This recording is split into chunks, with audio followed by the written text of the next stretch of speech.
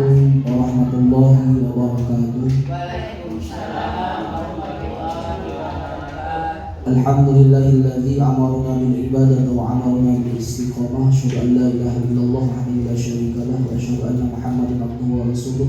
Allahumma shalli ala sayyidina Muhammad wa ala ali sayyidina Muhammad. Puji dan syukur kita panjatkan kehadirat Allah Subhanahu wa taala. Shalawat dan salam semoga tercurah limpahkan kepada Habibur Karim Sayyidina wa Maulana Muhammadin sallallahu alaihi wasallam. Tak lupa kepada keluarganya, para sahabatnya, tabi'in wa tabi'in, dan sampai kepada kita selaku umatnya. Mudah-mudahan kita semua mendapatkan syafaat umatnya. Amin ya Allah ya rabbal alamin. Yang terhormat Ibu Kepala Sekolah SD Negeri Sukamti 01, yaitu Ibu Eri SPD. Yang kami hormati Bapak dan Ibu Guru SD Negeri Sukamti 01. Alhamdulillah kita semua dapat berkumpul di acara yang sangat istimewa ini, yaitu dalam acara aksi nyata diseminasi budaya positif yang akan dipaparkan, yang akan dilaksanakan dan yang akan dipraktikkan oleh kepala sekolah kita selaku CGP Angkatan 10. Mudah-mudahan acara ini berjalan dengan baik, dengan lancar dan sukses. Amin ya Allah ya rabbal alamin. Untuk mengefisienkan waktu, mari kita buka acara ini dengan bacaan bismillah bersama-sama. Bismillahirrahmanirrahim. Lanjut saja kepada beliau selaku pemateri dari CGP Angkatan 10 yang terhormat Ibu Eri Kusmiati SPD. Kepadanya dipersilakan. Terima kasih kepada Bapak Operator yang telah memberikan waktunya kepada saya. Untuk pembukaan saya mengikuti Bapak Moderator. Baik Bapak Ibu, alhamdulillah hari ini merupakan hari di mana saya harus melaksanakan kegiatan diseminasi atau pengimbasan budaya positif di sekolah yang saya tempati hari ini. Nah, Bapak Ibu, bagaimana kabarnya hari ini?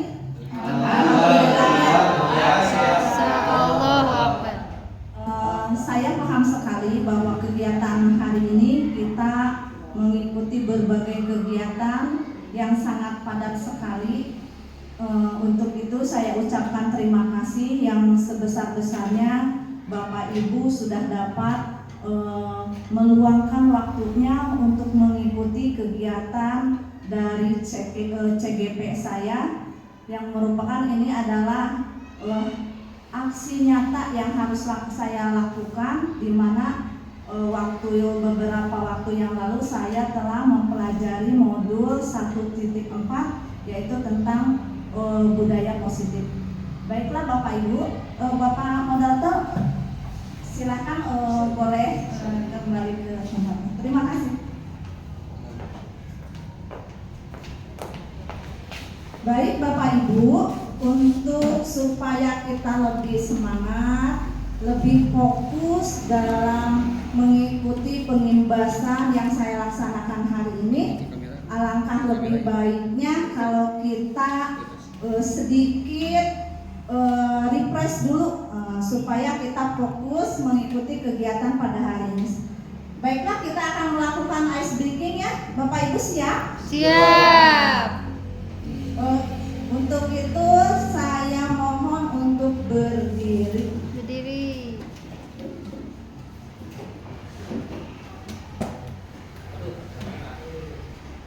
Sudah siap Bapak Ibu? Kita akan dance arah samsam.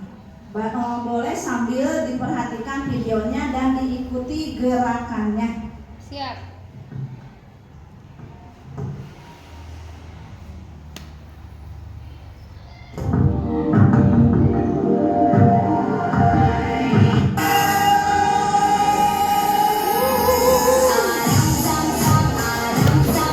Guli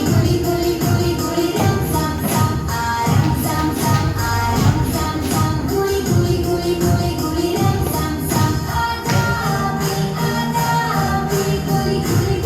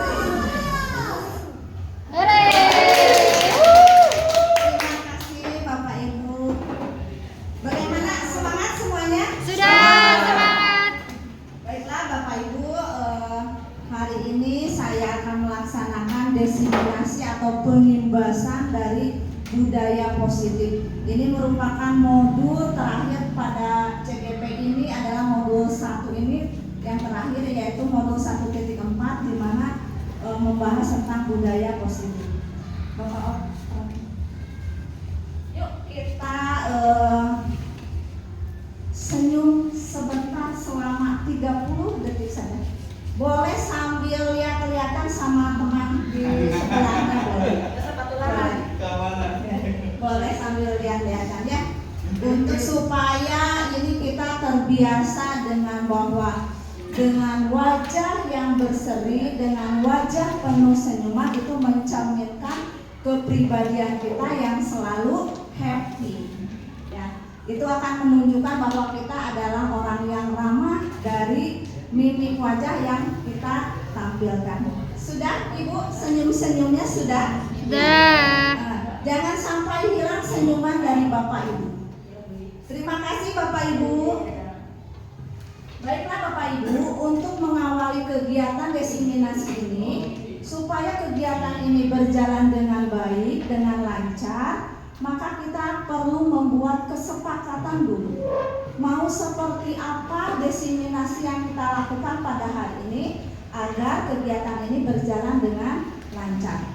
Kesepakatan yang bisa kita terapkan misalnya, yang pertama, dalam forum ini kita harus menerapkan menghargai siapapun yang menjadi pembicara atau yang mengeluarkan pendapat. Berarti itu harus kita sepakati. Sepakat tidak Bapak Ibu? Sepakat ya, bahwa dalam kegiatan ini kita harus saling menghargai.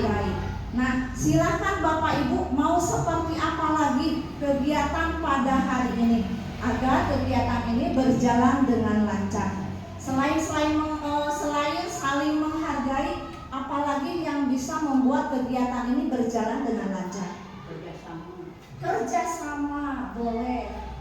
Ya, kita tambah selain saling menghargai, juga kita harus saling bekerja sama. Ada lagi kesepakatan yang bisa kita terapkan pada forum kegiatan ini?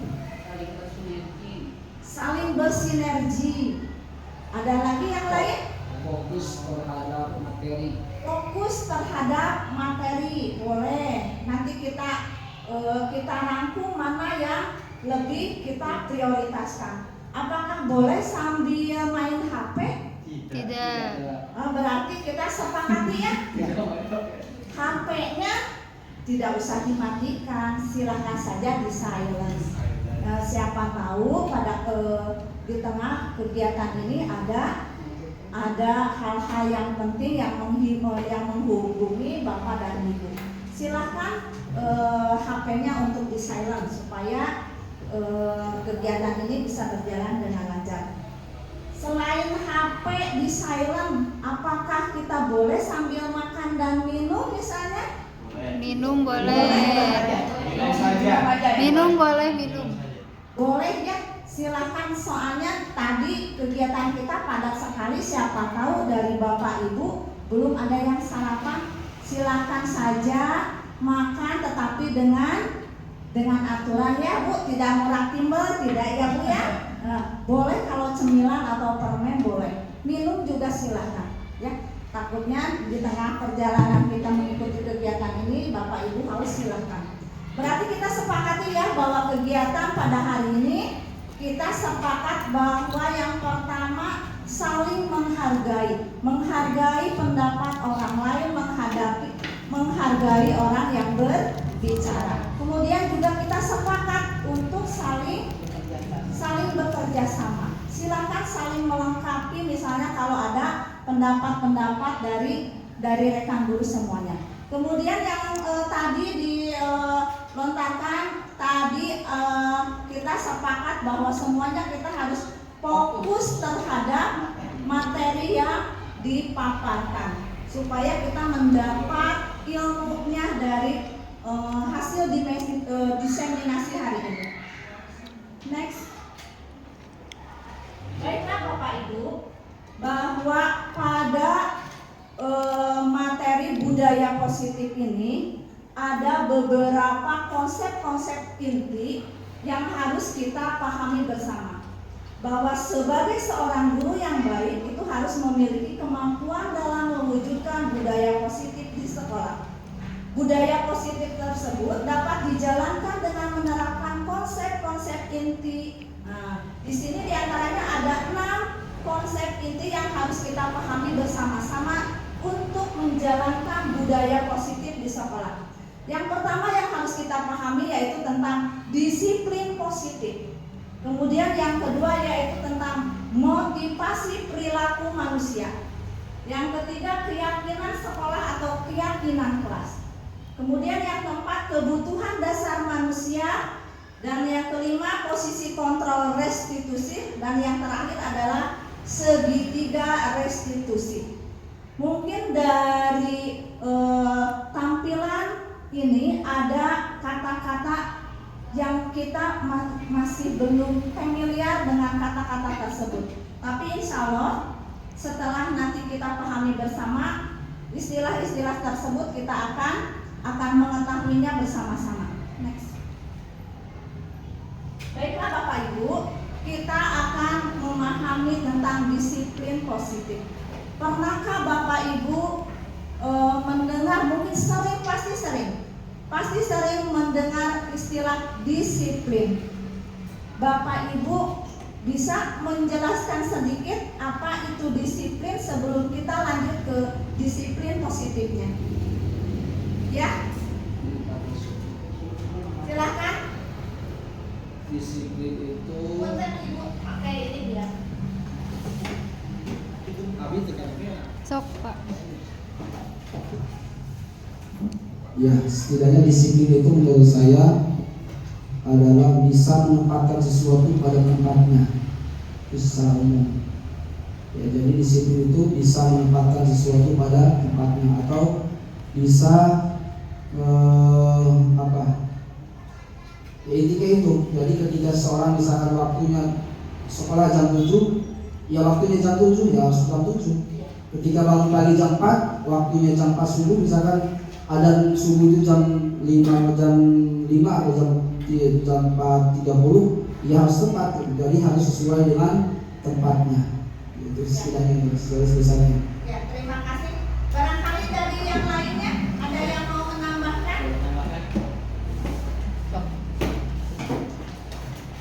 Tadi yang disampaikan oleh Pak Mudin bahwa disiplin itu harus melakukan sesuatu itu sesuai dengan tempatnya. Silakan Pak Jena kalau mau menambahkan. Oke, menambahkan dari Pak Nurdin bahwa menurut saya kalau disiplin itu adalah suatu sikap kita atau perasaan kita untuk taat melaksanakan tanggung jawab kita. Itu menurut saya. Ya. Itu aja. Berarti dari Pak Jena bahwa disiplin itu adalah sesuatu ketaatan kita terhadap sikap dan perasaan untuk melakukan sesuatu dengan penuh ketaatan ya. Dan penuh tanggung jawab. Siapa lagi? Barangkali ada lagi yang mau menambahkan ya, silakan. Silakan menambahkan. Disiplin itu adalah sesuatu aturan yang harus diikuti oleh setiap individu dimanapun berada. Berarti disiplin itu adalah sesuatu aturan yang harus diikuti dimanapun Berada. Baiklah Bapak Ibu, dari pernyataan yang disampaikan oleh Bapak Ibu semuanya itu benar sekali bahwa disiplin itu yang seperti yang dipaparkan tadi sudah mencakup apa yang kami harapkan. Boleh sekarang kita akan lanjut ke disiplin positif. Kalau yang Bapak Ibu sampaikan tadi itu merupakan pengertian dari disiplin. Nah, kalau untuk di sekolah kita akan lebih tajamkan, kita akan lebih fokuskan bahwa yang diharapkan kedisiplinan yang diterapkan di sekolah adalah yaitu disiplin positif. Jadi ada penambahan kata yang itu tentunya sangat bermakna sekali di dalam penerapan budaya positif ini. Jadi yang kita harapkan itu dari penerapan budaya positif ini adalah disiplin positif. Baik Bapak Ibu, disiplin positif ini adalah merupakan suatu cara penerapan disiplin yang mengajarkan anak bertanggung jawab dan menumbuhkan kesadaran diri berdasarkan nilai-nilai kebajikan. Nah, dari sini dapat kita pahami bahwa seperti yang disampaikan bahwa disiplin itu ya seperti tadi menaati aturan, bertanggung jawab. Nah, cara penerapannya di sekolah ini nih diajarkan anak itu supaya bertanggung jawab dan menumbuhkan kesadaran diri berdasarkan nilai-nilai kebajikan. Dari poin ini ada satu kata yang bisa kita headline di garis bawah, menumbuhkan kesadaran diri. Nah, inilah yang menjadi kunci bahwa di dalam penerapan disiplin ini tidak hanya sekedar melakukan saja, tetapi dari kebiasaan disiplin positif ini kita harus bisa menumbuhkan kesadaran diri pada diri anak. Dan tentunya ini harus berdasarkan nilai-nilai kebajikan. Nilai-nilai kebajikan itu apa sih? Nah, nilai-nilai kebajikan ini bisa kita kaitkan dengan dimensi profil Pancasila. Dapat kita pahami bersama dan sudah kita pahami bersama bahwa ada 6 dimensi dalam profil pelajar Pancasila. Next. Nah, disiplin positif ini juga ini biasanya lebih ke arah disiplin diri yang dapat mengontrol diri dalam melakukan segala tindakan. Nah, jadi yang diharapkan diterapkan disiplin positif di sekolah ini adalah disiplin diri, bukan untuk menyuruh orang lain harus melakukan seperti apa, tetapi disiplin untuk diri bahwa saya harus melakukan seperti ini yang harus disesuaikan dengan nilai-nilai kebajikan. Nah, kemudian juga pada disiplin positif ini juga harus anak itu harus bisa mengontrol dirinya. Jadi anak itu sudah memiliki tolak ukur bahwa ini harus saya lakukan dan ini adalah ya sesuatu hal yang tidak boleh saya lakukan. Nah, kalau sudah bisa memilah-milah hal tersebut, berarti si anak sudah mulai menumbuhkan kesadaran dirinya dalam penerapan disiplin positif. Jadi yang paling utama adalah kesadaran dirinya dan bisa mengontrol dirinya. Yang bisa mengontrol dirinya bukan dari orang lain, tetapi anak itu sendiri yang harus bisa mengontrol dirinya sendiri. Next. Kemudian disiplin diri ini dapat membuat murid memahami dan menyadari berdasarkan motivasi internal, bukan akibat paksaan, ujian ataupun hukuman.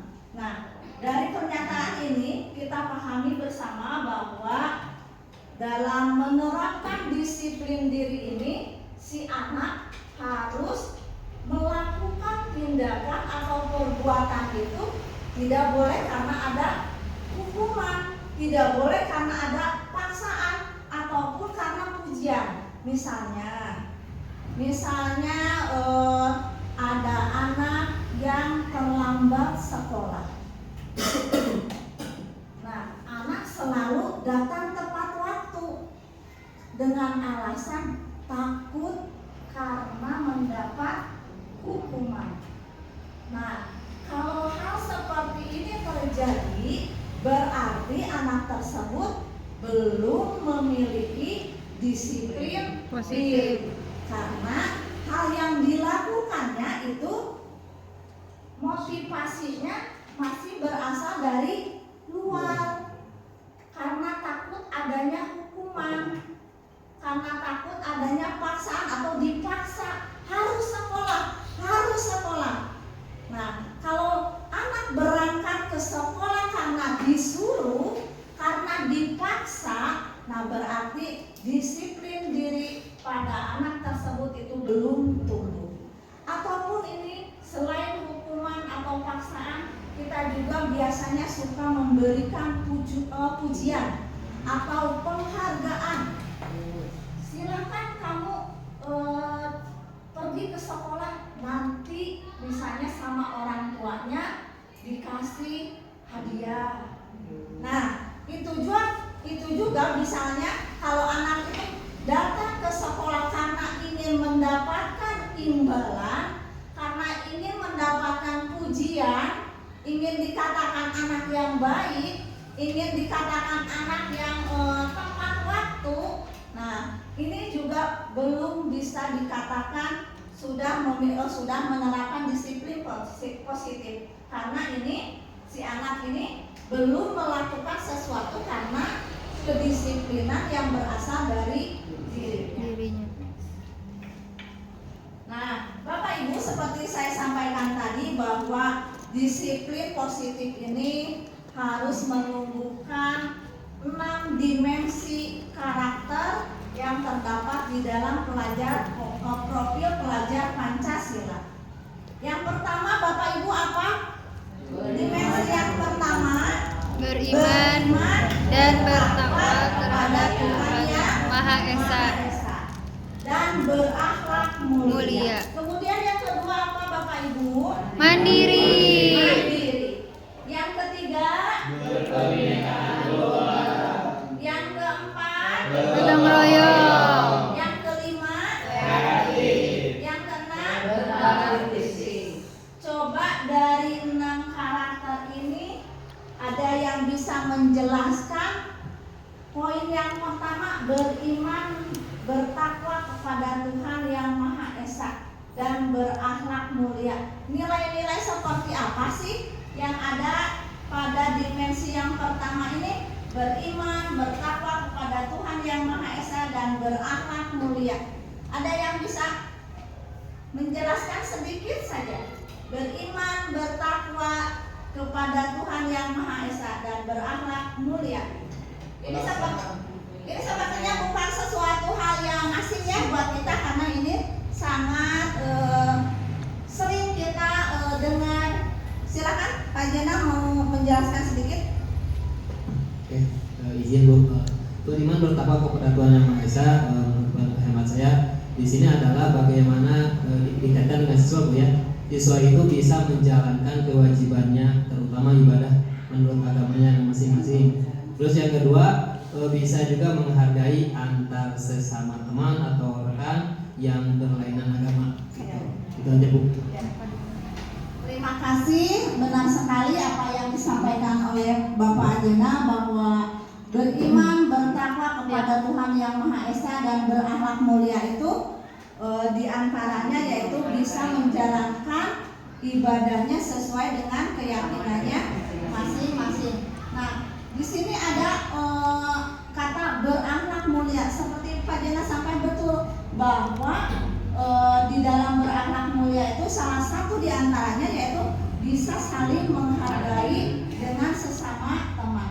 Nah, jadi pada poin ini, jadi tidak hanya hubungannya dengan Tuhan saja, karena di sini ada berakhlak mulia. Jadi si anak itu harus juga mendapat hubungan yang baik dengan temannya, dengan orang tuanya, bahkan sampai dengan lingkungan sekitarnya. Bahkan lingkungan alam juga harus si anak itu memiliki nilai-nilai yang bisa menumbuhkan rasa-rasa tersebut agar dimensi yang pertama ini bisa tercapai sesuai dengan harapan.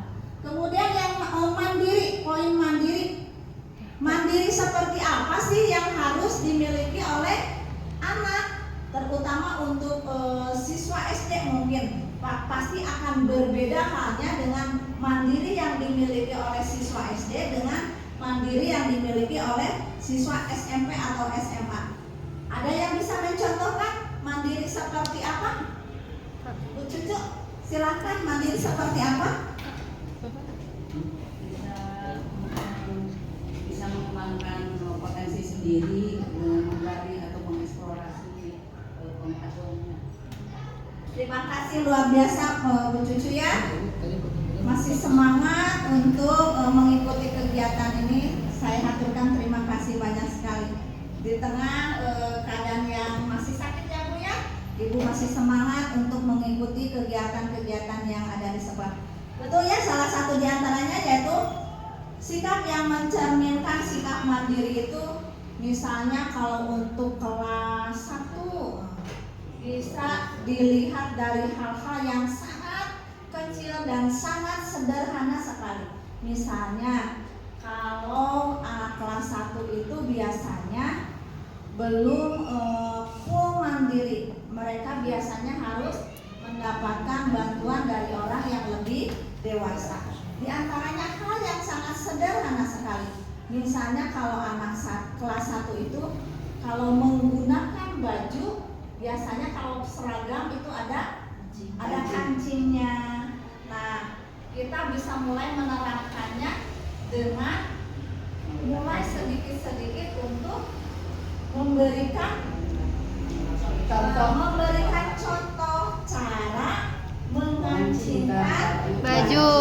Nah, dengan pemberian contoh dan kemudian diberi kesempatan untuk melakukannya sendiri, insya Allah anak tersebut dapat menggunakan bajunya sendiri tanpa bantuan Orang lain. Nah, biasanya karena orang tuanya sayang kepada anak, semuanya Disiap. dilakukan oleh Orang tua.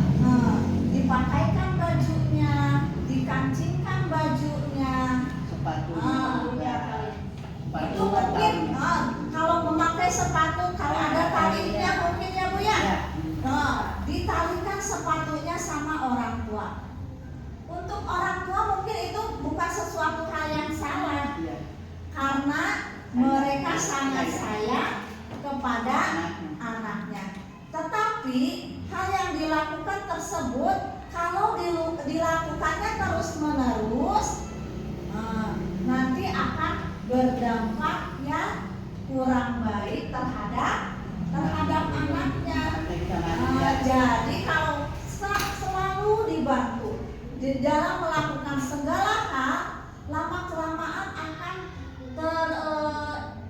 tertanam dalam pikirannya bahwa saya menggunakan baju tenang saja karena ada mama.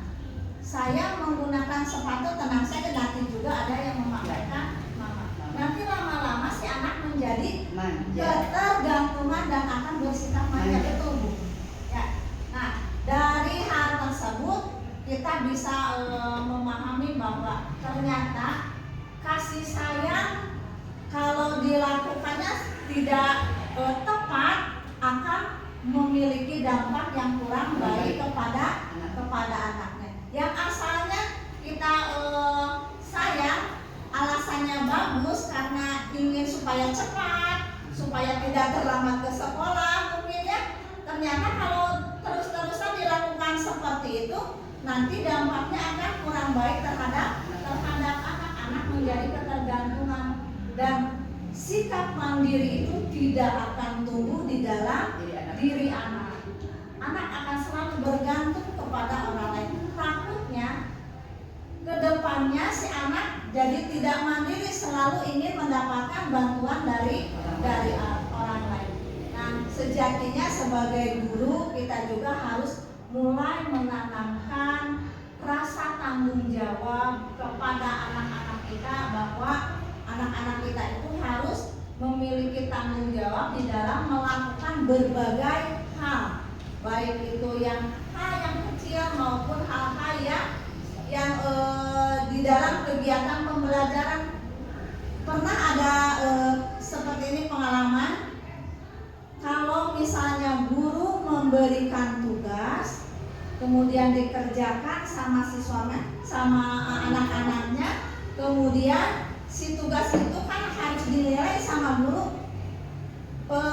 Beberapa pengalaman saya alami, ada anak yang tidak mau memberikan si tugasnya itu kepada guru secara langsung, tetapi malah menyuruh temannya.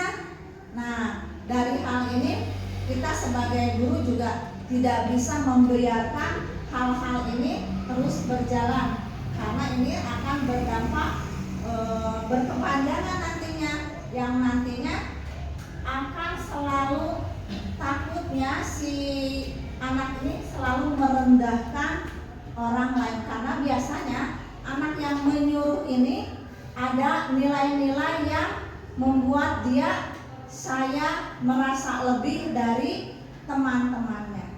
Nah tentunya ini adalah sesuatu hal yang tidak bisa kita biarkan berlarut-larut, dan ini harus diberikan tindakan-tindakan yang nantinya kita akan pahami di poin selanjutnya. Kemudian kalau kebinekaan global ini adalah suatu sikap di mana anak itu harus saling menghargai Satu sama tanpa melihat ras, agama. tanpa melihat ras, tanpa melihat suku, tanpa melihat agama, budaya, bahasa, warna kulit. Ya. Ini adalah sikap yang harus kita tanamkan juga kepada anak-anak kita, karena untuk saat ini banyak sekali kejadian-kejadian yang ini sudah harus segera kita sikapi, yaitu tentang perlakuan bullying. Anak-anak biasanya suka mengejek teman-temannya karena kondisi tertentu. Nah tentu juga ini harus kita sangat perhatikan kita sebagai guru, bahwa tindakan-tindakan tersebut itu harus kita cegah, dan tidak boleh kejadian-kejadian tersebut atau perlakuan-perlakuan tersebut terus dilakukan oleh anak tersebut. Nanti takutnya dampaknya akan sangat besar sekali untuk anak-anak yang suka bullying, dan korbannya juga tidak hanya anak yang membulinya, tetapi yang dibulinya juga nanti takutnya akan tumbuh rasa malu, minder, karena sering dibully. Mungkin ada pengalaman Bapak Ibu tentang bullying ini? Pernah mungkin ya Bapak Ibu ya? Pasti biasanya, walaupun misalnya tidak hal-hal sepele, tapi kalau dibiarkan juga itu tentunya tidak akan baik oleh anak tersebut, akan mengalaminya. Kemudian kalau bergotong royong ini adalah sesuatu hal yang selalu kita laksanakan dan rutin kita laksanakan. Ini sesuatu hal yang biasa untuk kita lakukan.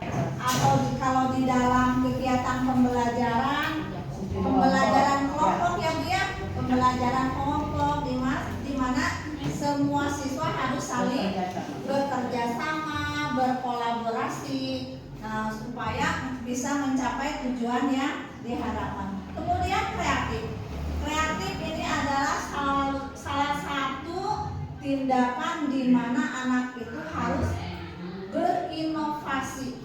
berinovasi menemukan hal yang baru.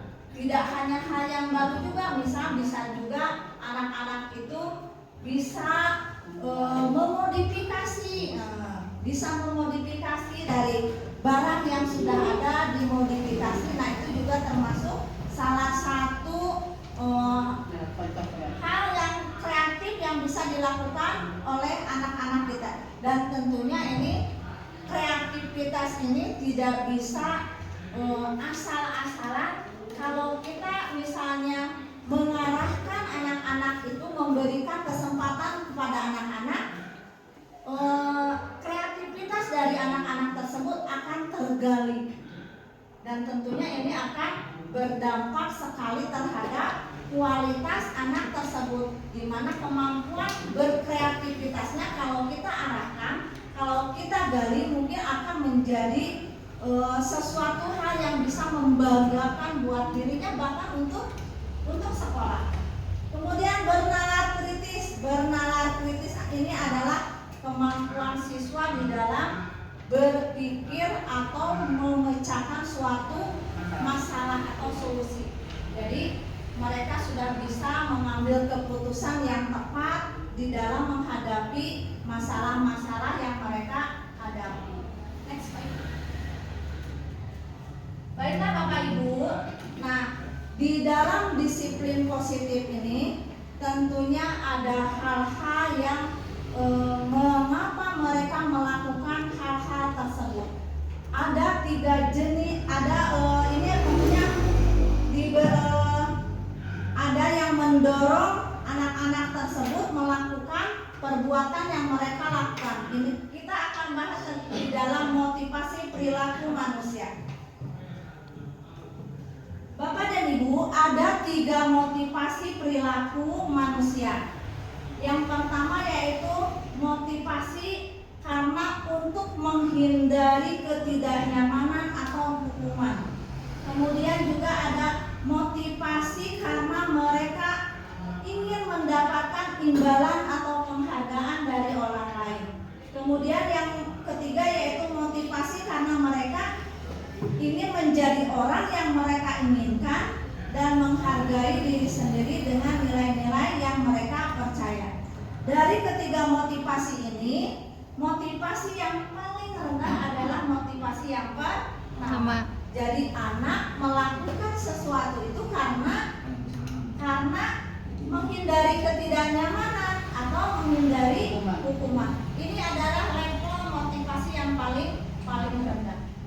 Contohnya seperti yang kita sampaikan tadi, ada anak yang terlambat datang ke sekolah tepat waktu karena takut kena hukuman. Nah, itu adalah salah satu motivasi kenapa anak datang ke sekolah tepat waktu, karena takut dihukum. Takut misalnya kalau dihukum itu pasti akan membuat anak itu merasa tidak nyaman.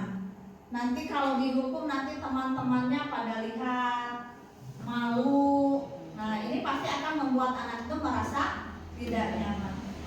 Kemudian motivasi yang kedua itu adalah di atas dari motivasi yang menghindari ketidaknyamanan, yaitu untuk mendapatkan imbalan atau penghargaan. Seperti yang kita sampaikan tadi, bahwa motivasi anak melakukan sesuatu itu karena ingin dipuji, karena ingin mendapatkan reward, betul Ibu, karena ingin mendapatkan penghargaan.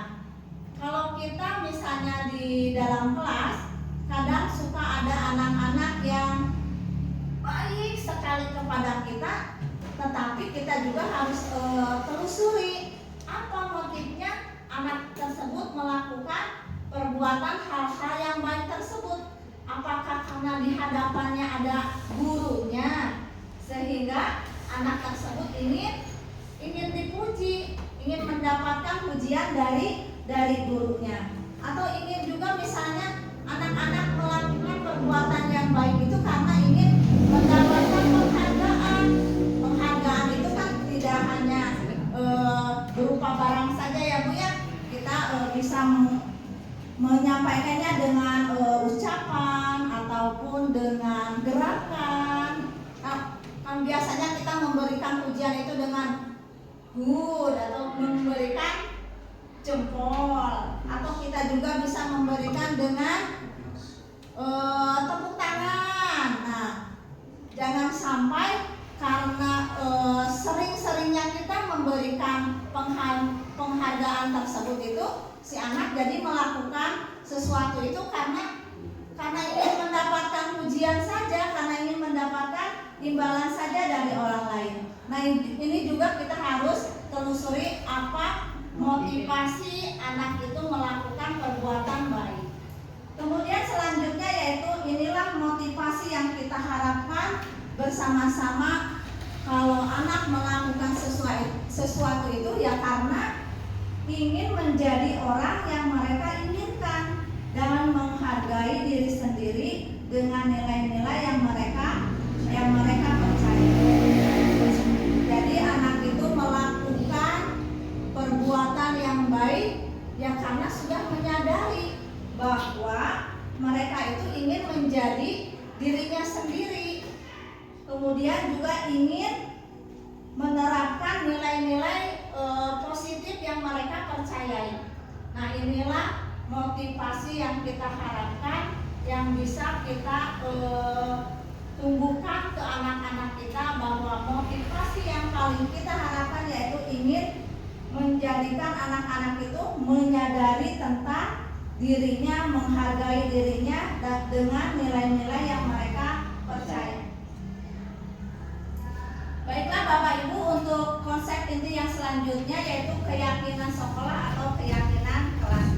Seperti yang kita terapkan tadi di awal kegiatan hari ini, sebelum melakukan kegiatan hari ini, kita membuat dulu kesepakatan bersama untuk kegiatan ini supaya berjalan dengan baik dan lancar. Next. Nah Bapak Ibu, di dalam membuat keyakinan sekolah atau keyakinan kelas ini, kita pahami dulu ya keyakinan sekolah atau keyakinan kelas itu apa. Nah kalau kita biasanya di dalam kelas itu membuat peraturan. Nah untuk saat ini saya berusaha untuk mengubah paradigma tersebut, bahwa di dalam kelas itu yang kita terapkan bukan aturan lagi, tetapi keyakinan kelas. Apa sih perbedaan keyakinan kelas dengan peraturan kelas? Kalau peraturan biasanya itu lebih detail, kemudian juga poin-poin aturan di dalam kelas itu biasanya berasal dari guru. Nah kalau keyakinan kelas ini, si poin-poin positif ini tidak dari guru asalnya sumbernya, tetapi dari murid-muridnya. Mereka menginginkan kelasnya itu seperti apa. Nah di sini guru berperan dalam mewujudkan terbentuknya keyakinan sekolah atau kelas dengan adanya kesepakatan antara guru dan murid. Nah jadi harus sepakat antara guru dan murid di dalam membuat keyakinan kelas ini. Nah, dalam menyusun keyakinan kelas ini saya sudah mencoba membuat praktiknya, membuat aksi nyatanya yang dilakukan di kelas 5A. Nah, ini salah satu contoh gambarnya di mana anak-anak ini menuliskan ingin suasana kelasnya itu seperti apa sih? Nah, anak-anak menuliskan di dalam kertas kecil dan menempelkannya di depan kelas. Ternyata setelah kita gali, ada kelas yang mereka impikan. Mereka mengharapkan bahwa di kelas 5 yang saya lakukan kemarin, ingin kelasnya itu bersih. Itu bukan dari guru sumbernya, itu dari anak-anak. Ingin kelasnya bersih Bu. Terus apalagi saya ingin kelasnya itu tidak berisi. Ada juga yang menyampaikan seperti itu. Kemudian ingin kelasnya bersih. Kemudian ingin kerjasama. Di dalam belajar mau bekerja sama Bu. Kemarin juga ada hal itu disampaikan oleh anak-anak. Kemudian anak-anak juga ingin kelasnya itu nyaman. Ternyata setelah kita gali, ternyata banyak pendapat-pendapat dari anak-anak itu yang mengandung nilai-nilai kebajikan. Nah ini adalah salah satu modal buat kita sebagai guru, bahwa ternyata anak itu ternyata memiliki pengetahuan yang kita tidak menyangkanya, bahwa anak-anak itu bisa menyampaikan pendapat-pendapatnya dan bisa menyampaikan pendapatnya kelas seperti apa yang mereka harapkan. Nah dari pendapat-pendapat ini kita bisa tampung dan dibuat pilihan mana saja yang kita prioritaskan di dalam membuat kesepakatan kelas ini. Nah nanti setelah kita ambil, maka kita bisa membuat kesepakatan antara guru dan murid, dan kesepakatan ini tentunya harus disepakati bersama dan itu harus dilakukan bersama-sama. Nah dari keyakinan sekolah atau kelas ini berupa pernyataan-pernyataan universal yang mudah diingat dan dipahami dan harus diterapkan di lingkungan sekolah. Nah, jadi pernyataan-pernyataan di keyakinan kelas itu biasanya simple, sederhana. Nah, tujuannya adalah agar anak mudah untuk memahaminya. Jadi tidak menggunakan kalimat-kalimat yang panjang. Nah, biasanya simple, misalnya bekerja sama dalam pembelajaran, atau misalnya berpartisipasi aktif di dalam pelajaran, atau misalnya datang tepat waktu ke sekolah. Nah, ini adalah pernyataan-pernyataan universal dan mudah diingat dan mudah dipahami oleh anak-anak. Nah, pernyataan-pernyataan ini biasanya kalimatnya kalimat positif.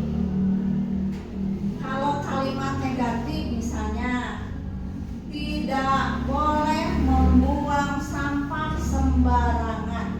Nah, itu adalah kalimat negatif. Nah, kalau untuk membuat keyakinan kelas ini, kita harus rubah kalimat yang negatif ini menjadi kalimat yang positif. Coba dari tidak boleh membuang sampah sembarangan. Kalau kita rubah kalimat yang negatif ini menjadi kalimat yang positif, menjadi seperti apa? Buanglah sampah pada tempat. Buanglah sampah pada tempatnya. Nah, ini dari pernyataan ini tentu ini dapat kita bedakan antara yang negatif. Kalau yang negatif itu seperti paksaan, buanglah sampah pada tempatnya. Terdengar oleh kita itu kata-katanya lebih santun, Tidak berbentuk ancaman. nah tidak betul Bu. Dari pernyataan keyakinan kelas ini tidak berbentuk ancaman.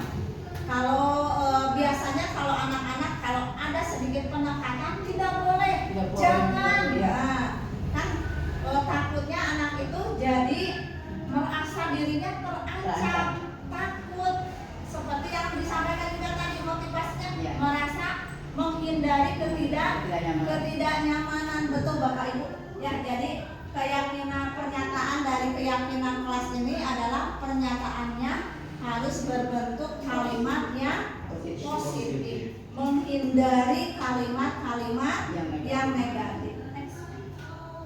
Nah, ini adalah salah satu contoh keyakinan kelas atau keyakinan sekolah yang dibuat. Ini bisa kita perhatikan dari pernyataan-pernyataannya, tidak ada pernyataan yang negatif. Di sini ada bekerja sama, menjaga kebersihan kelas, saling peduli, menghargai dan membantu. Kemudian juga ada ini selalu datang tepat waktu, bertanggung jawab terhadap tugas, menjaga fasilitas kelas dengan baik. Nah, ini adalah suatu kesepakatan yang positif, di mana pernyataan ini bukan berasal dari guru tetapi dari anak. Kalau sumbernya pernyataan ini dari anak, tentunya secara tidak langsung si anak tersebut akan bertanggung jawab terhadap pernyataan-pernyataan yang telah disepakati bersama. Tentunya akan dilakukan oleh anak-anak kita. Nah, tentunya keyakinan kelas ini insya Allah untuk tahun ajaran baru mungkin kita bisa mencoba menerapkannya, bagaimana cara membuat kesepakatan kelas yang akan ibu bapak misalnya supaya kegiatan pembelajaran ini kondusif. Jadi kita mulai ya, karena ini sudah ada pengimbasannya, kita akan coba lakukan bersama-sama. Di awal pembelajaran baru kita buat keyakinan di setiap kelasnya. Jadi kita tidak langsung membuat peraturan kelas. Nah, kita akan mencoba membuat keyakinan kelas di tiap kelas, dan caranya nanti kita saling sharing saja bagaimana tahapannya agar nanti tercipta keyakinan seperti ini. Nah, ini juga sopan santun, menghargai guru dan teman, disiplin dan tepat waktu, kemudian ibadah tepat waktu. Nah, dari nilai-nilai ini ada sudah menggambarkan ada beriman dan bertakwa ya Bu ya, kalau di dalam dimensi profil pelajar Pancasilanya. Ada yang mandirinya juga ada. Next lagi. Nah, baik Bapak Ibu, untuk selanjutnya, materi selanjutnya yaitu konsep inti dari budaya positif ini adalah tentang kebutuhan dasar manusia. Jadi setiap anak itu di dalam melakukan perbuatannya ada motivasi yang mengiringinya, dan tentunya ada kebutuhan dasar yang mereka harus penuhi. Bapak Ibu, bisa diperhatikan dari pernyataan ini, ketika seorang murid melakukan suatu perbuatan yang bertentangan dengan nilai-nilai kebajikan atau melanggar peraturan, hal itu sebenarnya dikarenakan mereka gagal memenuhi kebutuhan dasar mereka. Misalnya, ada anak yang misalnya Kurang kasih sayang. gimana Bu? Kurang kasih sayang dari orang tuanya. Oh, ada anak yang kurang kasih sayang dari orang tuanya, betul. Salah satu kebutuhan dasar manusia adalah kasih sayang.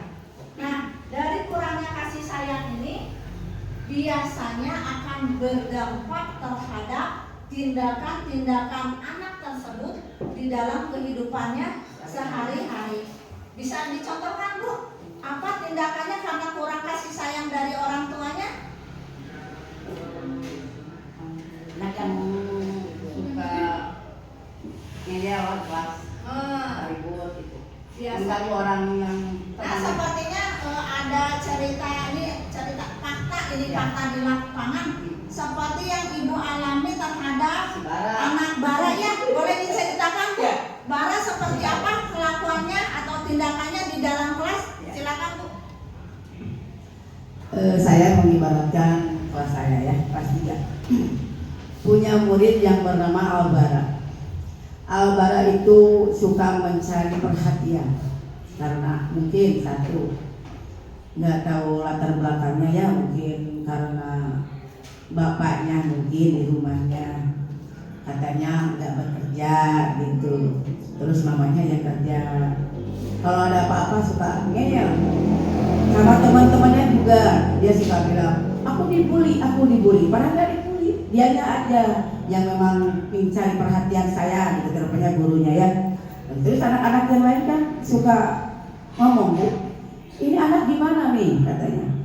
Si Bara Bu itu suka ngeyel terus. Nah, kalau ada teman-temannya dia, padahal dia sendiri yang itu. Cuman saya memberi masukan gitu, cara melerai atau cara menasihati si Bara itu dengan bujukan Bu, dengan rayuan gitu. Bara harus menurut sama ibu, terus jangan begitulah ke temannya. Ini juga gara-gara Bara juga gitu. Jadi supaya Baranya bisa mengerti, ibu beri masukan menasihatinya. Ya lama-lama dia juga mengerti lah. Ternyata bilang ke saya gitu, ke gurunya, kalau dibentak atau gimana, kan saya juga kan manusia ya, ada gitu. Kalau si Baranya ya terus gak bisa dinasihati, saya juga pasti ya sekali-kali mah membentak gitu. Saya membentak bilangnya ibu guru jahat. Padahal saya itu cuma menasihati ya supaya dia kelakuannya baik gitu. Nah itu satu cara si Bara itu terganggu mungkin ya Bu ya. Itu bukan mental gitu ya. Itu mah kelakuannya mungkin di rumah karena tidak diperhatikan, kurang diperhatikan sama orang tuanya. Jadi akibatnya begitu ya, sama saya sering dinasihati supaya kelakuannya lebih baik lagi itu ke depan. Nah, itu Bu. Itu suatu contoh untuk kelas 3 ya. Albara. Ya, terima kasih Bu Nasuti sebagai guru kelas 3 yang telah berbagi pengalamannya tentang kasus-kasus yang ada di kelasnya Ibu. Ternyata di kelas Ibu itu ada kasus di mana ada seorang anak yang selalu ngeyel. Iya. Nah, tentu ini ada motivasi kenapa Bara ini melakukan tindakan ngeyel seperti itu. Pasti ada motivasinya. Kenapa Bara ini melakukan hal ini? Nah, pasti ini salah satunya seperti Ibu sudah sampaikan, sepertinya Bara ini karena kondisi orang tuanya yang sibuk, kedua orang tuanya sibuk, sehingga Albara ini tidak mendapatkan kasih sayang yang penuh. Jadi Ibu, ada 5 kebutuhan dasar yang harus dipenuhi oleh manusia. Yang pertama yaitu kebutuhan tentang bertahan hidup. Kemudian kebutuhan akan kasih sayang dan merasa diterima.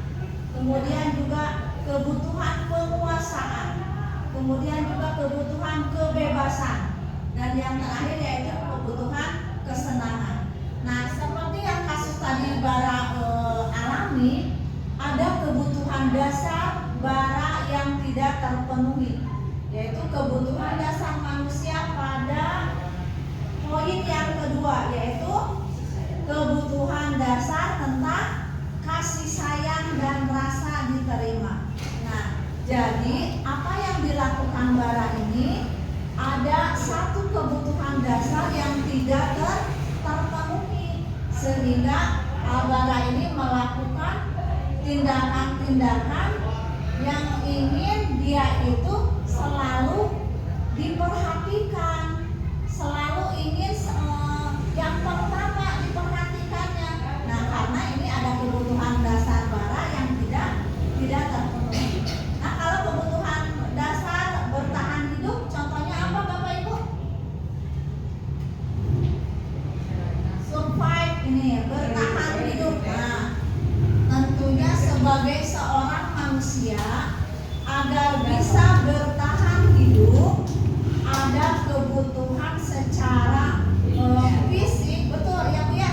Ada kebutuhan sandang, pangan, dan papan. Nah, itu adalah kebutuhan dasar dalam bertahan hidup. Manusia itu membutuhkan makan, manusia itu membutuhkan minum, kemudian manusia itu membutuhkan pakaian, kemudian juga manusia itu juga membutuhkan tempat untuk berlindung, tempat tinggal. Nah, ini adalah kebutuhan dasar manusia yang harus terpenuhi. Dan apabila kebutuhan dasar ini tidak terpenuhi, pasti akan ada tindakan-tindakan yang tidak diharapkan. Nah, kalau tadi kebutuhan dasar kasih sayang sudah dicontohkan kasusnya seperti yang dialami oleh anak di kelas 3 yang dibimbing sama Bu Hastuti. Kemudian kalau kebutuhan dasar penguasaan, kalau kebutuhan dasar penguasaan ini contohnya misalnya ada anak yang selalu aktif mengikuti kegiatan ekstrakurikuler, atau misalnya di dalam kegiatan kepramukaan, atau di dalam kegiatan rutin upacara penaikan bendera. Nah, dia itu selalu ingin menjadi misalnya petugasnya. Nah, karena dia merasa bahwa saya bisa menguasai gitu kemampuan tersebut. Nah, ini adalah kebutuhan dasar penguasaan. Kemudian juga ini kebutuhan dasar kebebasan. Kebutuhan dasar kebebasan ini contohnya kalau di anak-anak itu ada yang bisa mencontohkan?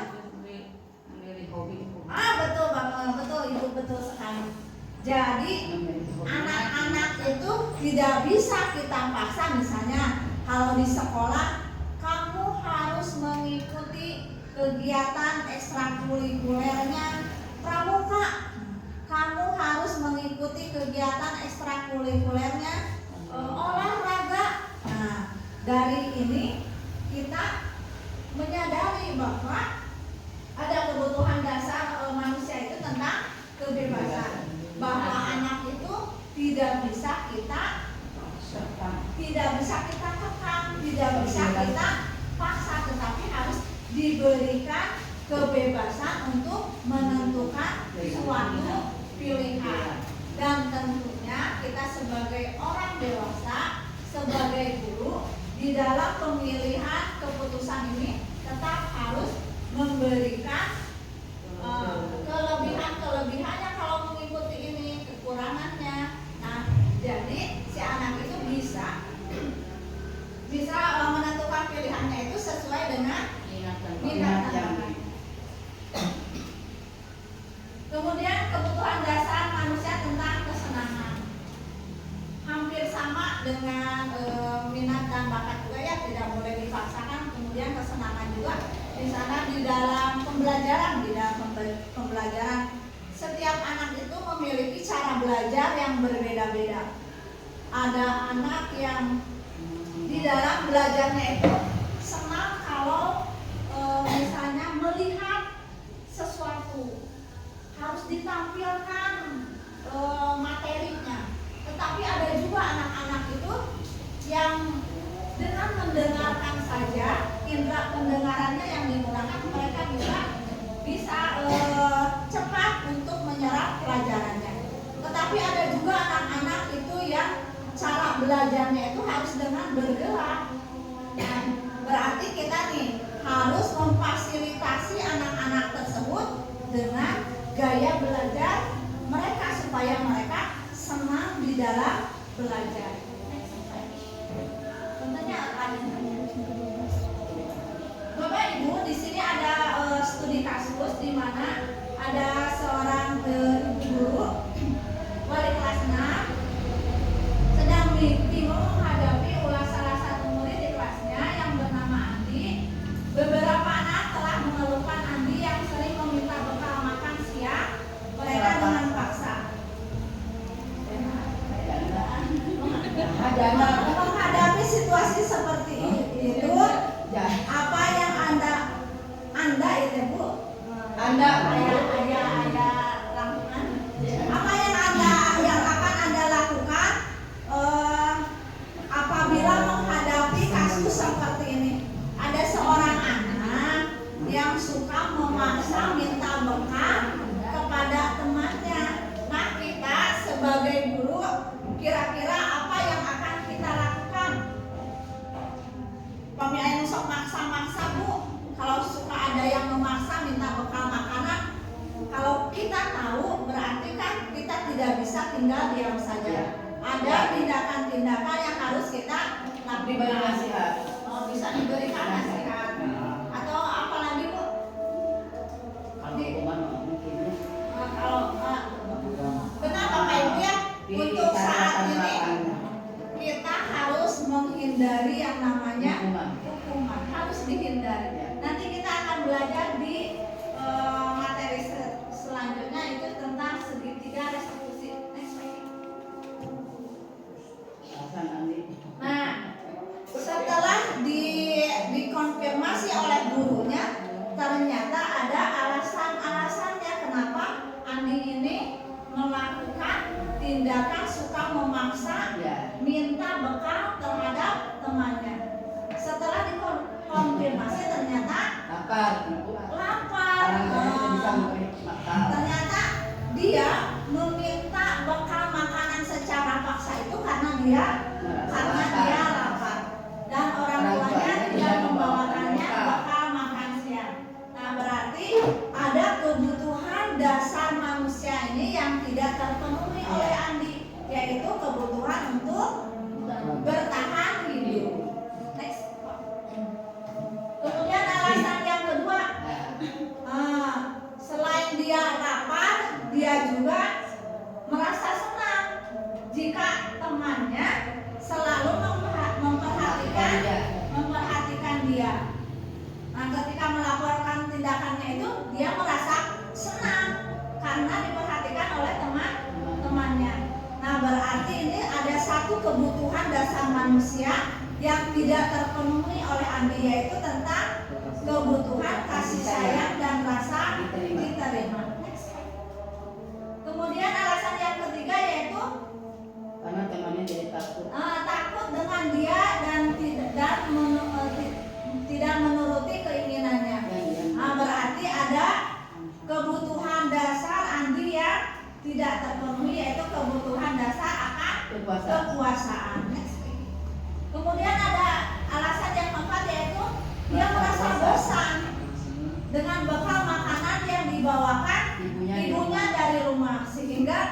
mendorong dia untuk meminta atau mencoba makanan, sedangkan melihat teman-temannya selalu membawa bekal dengan jenis yang berbeda, yang beragam. Nah, sehingga Tommy ini sedang berusaha untuk memenuhi kebutuhannya akan kebebasan. Kemudian Bapak Ibu di dalam menentukan atau menyikapi kasus-kasus yang kita hadapi di sekolah, ini ada posisi kontrol di mana kita harus menempatkan diri. Ada beberapa posisi kontrol yang harus kita pahami bersama. Nah, ada 5 posisi kontrol yang kita harus pahami bersama di dalam menyelesaikan suatu kasus. Yang pertama yaitu posisi guru sebagai penghukum. Kemudian yang kedua yaitu posisi guru sebagai pembuat merasa bersalah. Kemudian yang ketiga posisi guru sebagai teman. Kemudian yang keempat posisi guru sebagai pemantau. Dan yang kelima yaitu guru sebagai manajer.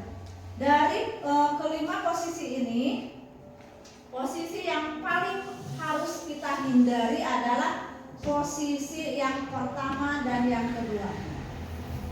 Posisi ini harus kita hindari, di mana guru sebaiknya tidak sebagai penghukum dan juga guru tidak sebagai pembuat merasa bersalah.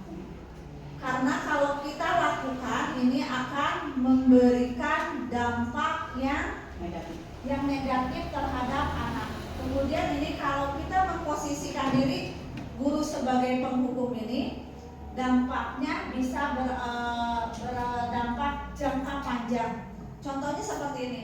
Kalau posisi guru sebagai penghukum, misalnya ada anak datang ke sekolah terlambat, kemudian kita memberikan hukuman, misalnya harus berlari mengelilingi lapangan 10 kali, otomatis itu akan menjadi bahan tontonan teman-teman yang lainnya, dan ini tentunya akan membuat anak itu merasa malu. Nah, kalau misalnya rasa malu itu sudah tertanam sekali, maka itu akan menjadi karakter. Bahkan kita juga sering melihat ada anak-anak karena ada penekanan dari orang tua harus seperti ini, harus seperti ini gitu ya. Ada ancaman, kita bisa melihat bahwa dampak dari hal tersebut si anak itu seperti menjauhkan diri dari kelompoknya, suka mengasingkan diri karena mereka menjadi saya orang yang gagal, saya tidak memiliki kemampuan, saya bukan orang yang pantas untuk dibanggakan. Nah, ini adalah salah satu dampak yang dialami oleh anak jika kita memposisikan diri sebagai penghukum. Kalau untuk posisi guru sebagai pembuat merasa bersalah ini tingkatannya lebih rendah dibandingkan dengan posisi guru sebagai penghukum. Kalau pembuat merasa bersalah itu contohnya kalau anak itu misalnya melakukan sesuatu, kemudian kita biasanya tindakannya tidak secara fisik. Kalau untuk posisi guru seperti ini biasanya dengan kata-kata, mengapa kamu melakukan itu? Biasanya nanti akan tumbuh bahwa saya itu orang yang salah, saya itu selalu salah. Nah, takutnya kalau terus-terusan seperti ini juga ini akan berdampak jangka panjang juga. Nah, kalau untuk posisi guru sebagai teman, pemantau, manajer, nah inilah yang harus kita mulai terapkan kalau menghadapi kasus-kasus yang dihadapi oleh kita di dalam kegiatan pembelajaran ataupun di luar kelas. Next page. Nah, ini adalah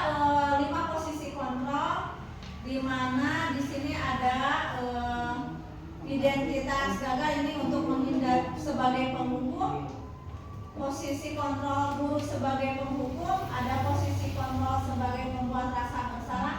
Nah ini adalah guru yang dilakukan guru apabila posisinya berada sebagai penghukum. Biasanya yang dilakukannya itu yaitu menghadik, menunjuk, kemudian menyakiti, menyindir. Nah, ini adalah tindakan yang biasanya dilakukan oleh guru sebagai penghukum. Kalau untuk zaman dulu, mungkin untuk saat kita masih masa-masa sekolah dulu, mungkin masih banyak guru-guru ini yang memposisikan dirinya sebagai penghukum. Sampai guru melempar, misalnya ya Bu ya, melempar penghapus atau memukul pakai tongkat, atau bisa juga pakai kasur ya Bu ya.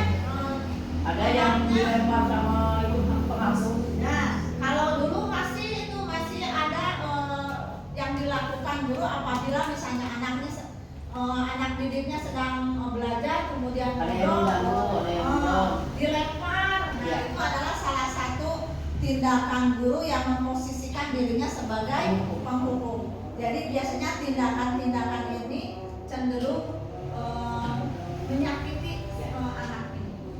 Kemudian kalau posisi guru sebagai pembuat rasa bersalah ini biasanya tindakannya itu menceramani, Mengatakan harusnya kemudian gini. mengatakan seharusnya kamu itu tidak melakukan itu, seharusnya kamu ini seperti ini. Nah, itu pasti dari kata-kata yang disampaikan oleh gurunya itu si anak itu akan merasa bersalah. Nah, itu juga dampaknya ini juga sangat tidak baik oleh yang akan dirasakan oleh murid ini. Dampaknya si anak itu akan merasa rendah diri. Nah, kalau tadi sebagai penghukum bukannya malah kapok untuk tidak melakukannya, malah si anak itu mengulangi kesalahan yang sama. Nah, kalau guru memposisikan dirinya sebagai teman, ini biasanya yang dilakukan oleh guru ini adalah membuatkan alasan-alasan untuk muridnya. Biasanya kata-katanya juga dengan kata-kata yang lembut, memposisikan dirinya sebagai teman. Ayolah lakukan demi ibu. Masa kamu tidak mau ingat ibu tidak pernah bantu kamu misalnya. Ini adalah kata-kata yang biasanya dilakukan oleh guru sebagai posisi kontrolnya sebagai teman. Nah, dampaknya kalau posisi guru sebagai teman ini, nah dampaknya yang akan dialami murid adalah si anak menjadi lemah, kemudian tidak mandiri, kemudian akan selalu ketergantungan. Nah, kalau posisi guru ini sebagai teman ini dilakukannya secara terus-menerus. Nah, kemudian posisi kontrol yang selanjutnya yaitu posisi guru sebagai pemantau, menghitung dan mengukur. Nah, biasanya ini guru ini melihat, oh kalau kamu melakukan ini seperti ini. Nah, kemudian bisa juga guru itu mengatakan apa peraturannya, apa yang kesepakatan yang ada di dalam kelas kalian, kesepakatan seperti apa. Nah, kemudian dampak yang dialami murid ini adalah menitik beratkan pada sanksi atau hadiah untuk dirinya. Nah, ini adalah posisi kontrol jika guru sebagai pemantau. Nah, yang harus kita mulai terapkan dalam menangani kasus-kasus ini adalah berusaha memposisikan diri guru itu sebagai manajer. Nah, ini biasanya kalau persuasif mengajukan pertanyaan-pertanyaan, kemudian menanyakan apa yang menjadi keyakinan mereka, mengapa mereka melakukan itu, alasannya apa. Nah, ini adalah memposisikan diri sebagai manajer. Nah, dampaknya bagi murid kalau kita memposisikan diri sebagai manajer, yaitu si anak itu, si murid itu bisa mengevaluasi diri bagaimana cara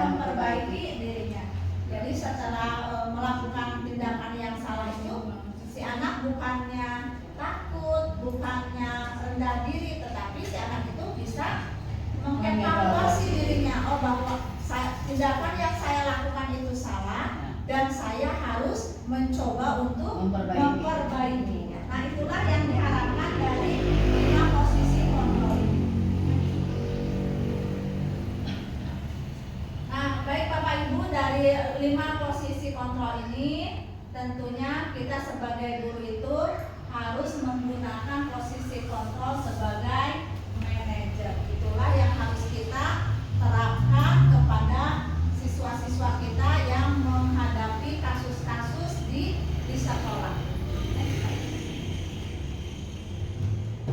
Selain itu juga posisi manajer ini mengacu pada restitusi yang dapat menjadikan murid sebagai manajer bagi dirinya sendiri, sehingga dapat tercipta identitas positif pada diri murid. Nah, inilah manfaat dari posisi kontrol kita jika memposisikan diri sebagai manajer, bahwa murid akan bisa menjadi manajer untuk dirinya sendiri, sehingga akan terbentuk suatu identitas yang positif, menjadikan karakter bagi murid tersebut. Nah, inilah Bapak Ibu, ini adalah segitiga restitusi. Ini adalah konsep inti yang terakhir dari budaya positif, di mana di dalam menangani suatu kasus ada yang namanya segitiga restitusi. Nah, bagaimana tahapan-tahapannya? Nah, di dalam segitiga restitusi ini ada 3 tahapan yang harus Bapak Ibu guru lakukan. Tahapan yang pertama yaitu menstabilkan identitas. Kemudian yang kedua yaitu validasi tindakan yang salah. Dan yang keempat adalah menanyakan keyakinan. Pada waktu yang lalu saya juga mempelajari tentang modul segitiga restitusi ini, di mana saya sudah mencoba mempraktekkan bagaimana proses tahapan dalam melakukan segitiga restitusi ini. Saya ambil kasusnya pada saat si anak itu mengobrol pada saat kegiatan pembelajaran. Nah, kegiatan yang saya lakukan untuk menyelesaikan kasus tersebut dari ketiga tahapan segitiga restitusi ini, yang pertama yaitu menstabilkan identitas. Kita bisa mulai tahapan menstabilkan identitas ini dengan menyapa anak itu dengan ramah. Jadi kalau kita mau melaksanakan segitiga restitusi ini, hindari kata-kata yang bisa menyakiti anak. Kadang kan kita misalnya belum apa-apa sudah kita tegur, sudah langsung kita vonis gitu. Nah ini dalam segitiga restitusi ini sangat harus kita hindari sekali. Di dalam menstabilkan identitas ini kita bisa menyapa anak-anak itu dengan ramah, kemudian menanyakan bahwa semua orang itu bisa berbuat salah, termasuk kita juga sebagai guru bisa berbuat salah. Jadi menstabilkan identitasnya, bahwa dengan kesalahan yang mereka buat itu bukan berarti mereka adalah orang yang gagal. Kemudian selanjutnya setelah menstabilkan identitas, kita juga validasi tindakan yang salahnya. Kita bisa dengan cara menanyakan mengapa kamu lakukan hal tersebut. Nah, dari kebutuhan dasar yang tadi kita pahami bersama, pasti ada alasan kenapa perbuatan tersebut dilakukan. Pasti ada kebutuhan dasar manusianya yang belum terpenuhi. Nah, ini adalah validasi tindakan yang salah. Kemudian untuk tahapan selanjutnya yaitu menanyakan keyakinan. Kita pada tahapan ini bisa menanyakan keyakinan, misalnya apakah perbuatan yang kamu lakukan itu baik atau tidak. Kemudian misalnya kalau dilakukannya di dalam kelas, masih ingat tidak kesepakatan yang telah kita sepakati bersama di dalam keyakinan kelasnya. Nah, jadi nanti alasan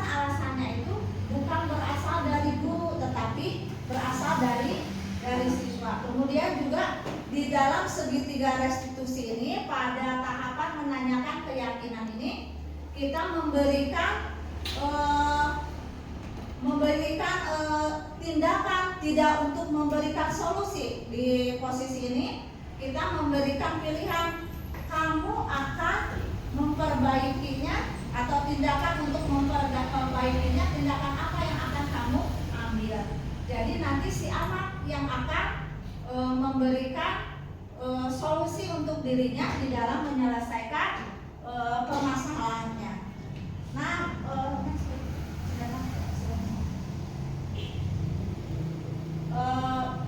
Bapak Ibu, jadi dari segitiga restitusi ini sepertinya sudah saya sampaikan. Kalau ke belakangnya ini tentang contoh-contoh saja.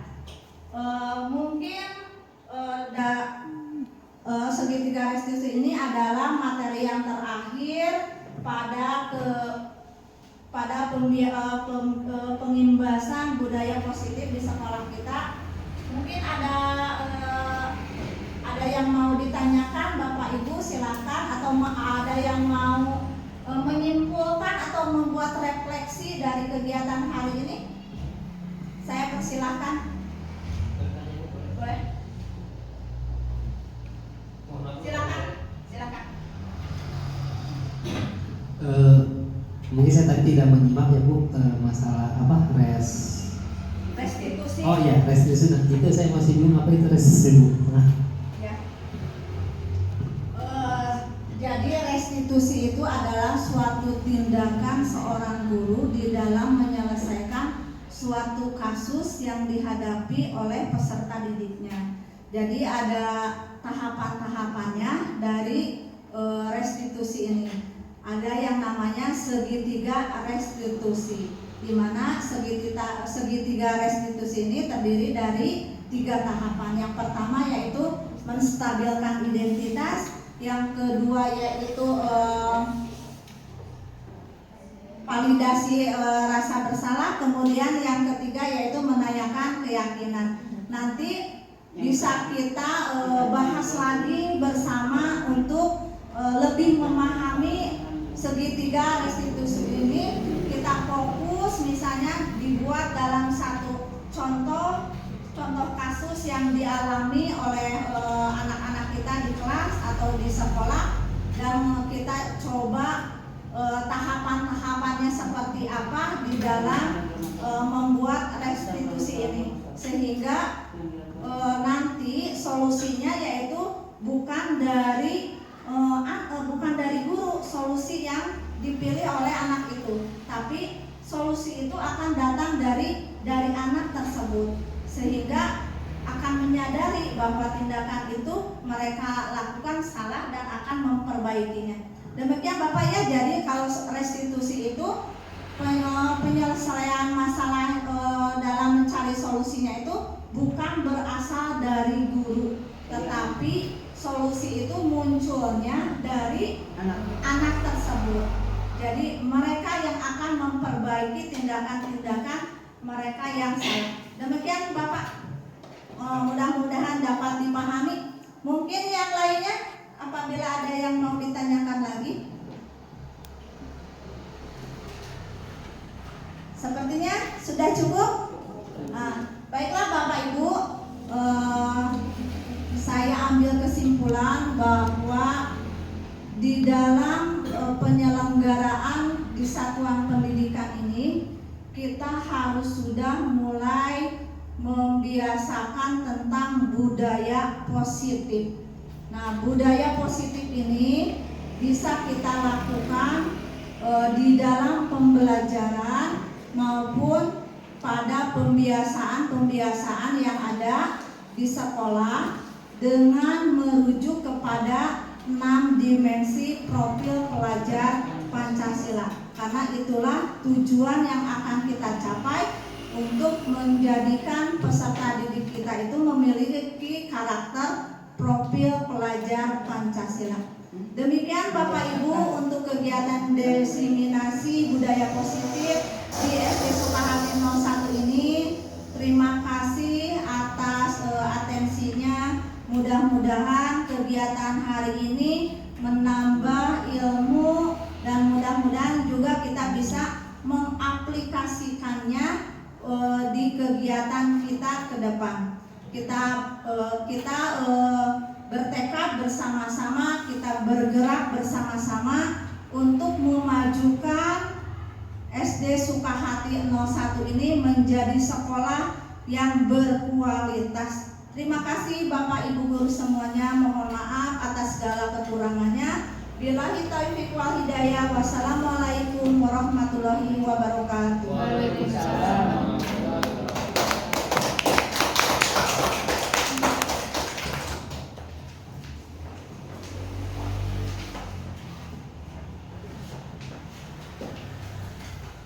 Alhamdulillah kegiatan hari ini sudah beres. Alhamdulillah kita semua begitu banyak mendapatkan ilmu, wawasan dan juga pengalaman dari beliau. Terima kasih Bu atas ilmunya. Insya Allah kita semua sebagai guru akan berusaha untuk mengaplikasikan kepada anak-anak kita. Kita berikan nafas yang semeriah-meriahnya kepada beliau. Alhamdulillah, kita tutup doa-doa kita majlis. Subhanallah bihamdika, asyhadu an la ilaha illa anta, astaghfiruka wa atubu ilaik.